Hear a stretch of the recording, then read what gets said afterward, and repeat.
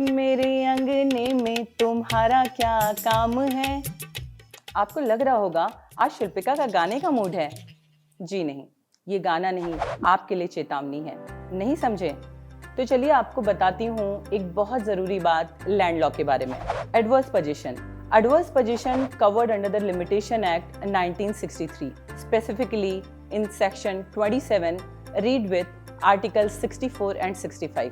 सीधे शब्दों में समझें तो एडवर्स पोजीशन का मतलब होता है विपरीत स्वामित्व, और ये एक कानूनी प्रक्रिया है।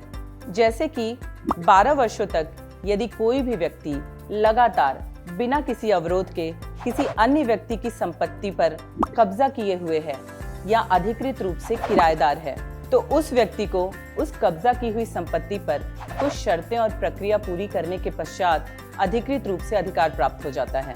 और यही नहीं, उस कब्जा किए हुए व्यक्ति को उच्च न्यायालय में अपनी हक की मांग करने का भी अधिकार प्राप्त हो जाता है। अब आप कहेंगे कि ये कैसी बात है, संपत्ति हमारी और अधिकार किसी और का।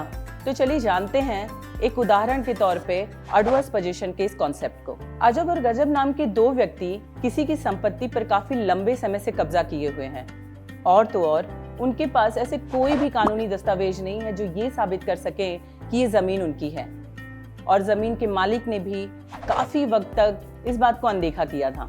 और फिर धीरे धीरे अजब और गजब ने वहां पर खेती शुरू कर दी।